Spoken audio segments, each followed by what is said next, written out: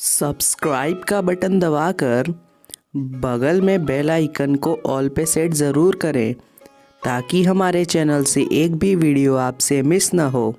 प्रिय धर्मावलंबियों, श्रोताओं, दर्शकों, आपका पुनः एक बार आचार्य दिनेश भार्गव के आध्यात्मिक YouTube चैनल पर हार्दिक स्वागत अभिनंदन है।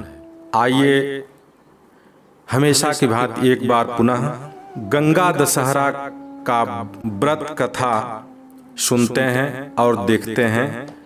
इसे हमने शास्त्रों से संकलित किया है।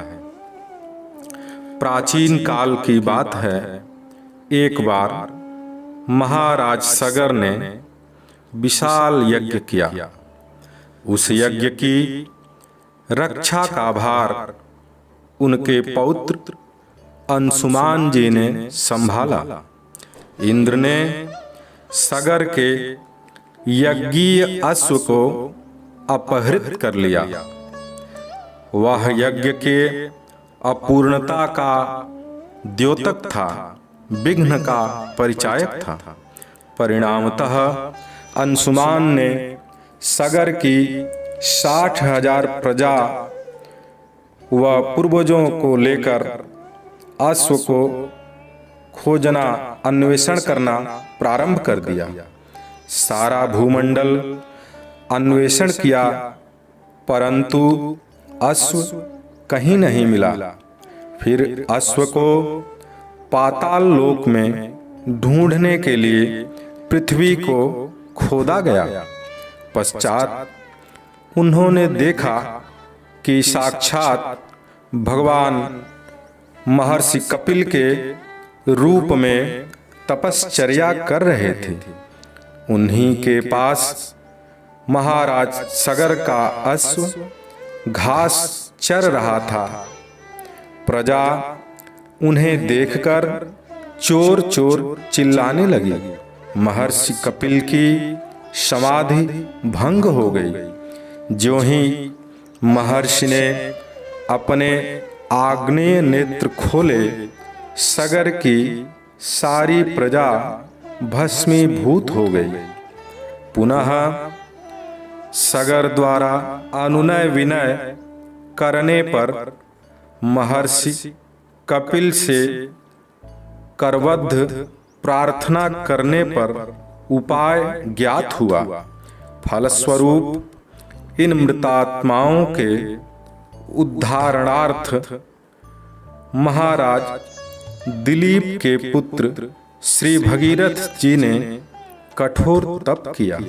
भगीरथ जी के कठोर तपस्या से प्रसन्न होकर ब्रह्मा जी ने वर मांगने को कहा। तो श्री भगीरथ जी ने पृथ्वी पे परम पावनी माँ गंगा के अवतरण का वर मांग लिया। इस पर ब्रह्मा जी ने कहा, तुम पृथ्वी पर गंगा अवतरण चाहते हो, किंतु पृथ्वी से पूछा है क्या वे गंगा की भार वेग संभाल पाएंगी? मेरा विचार और ज्ञान जहाँ तक है, गंगा जी के वेग और भार संभालने की शक्ति, सामर्थ्य केवल देवाधिदेव महादेव अर्थात भोले शंकर जी में ही है।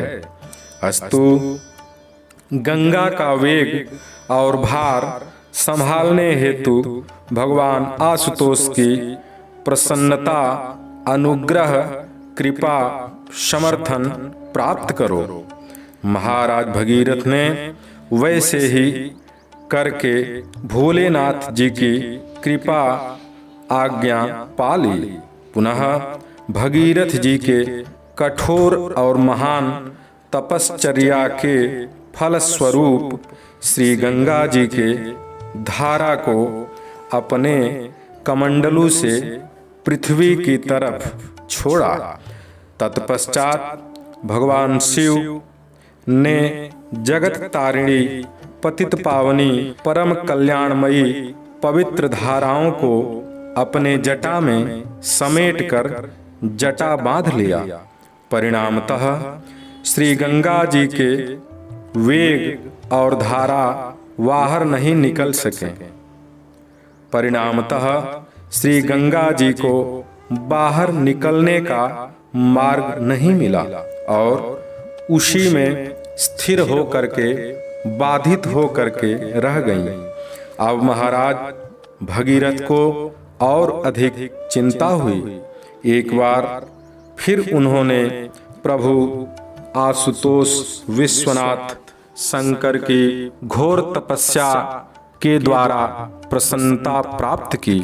तदनंतर कहीं जाकर भगवान शिव ने गंगा जी को मुक्त करके पृथ्वी पर छोड़ने का आश्वासन दिया और उसमें से एक धारा छोड़ा। इस प्रकार शिव जी की जटाओं से छूटकर माँ गंगा हिमालय की घाटियों में कलकल रवरव मधुर चंचल निनाद करती हुई पहाड़ों से मैदान की तरफ अर्थात पृथ्वी पर सर्वप्रथम ऋषिकेश में पधारी।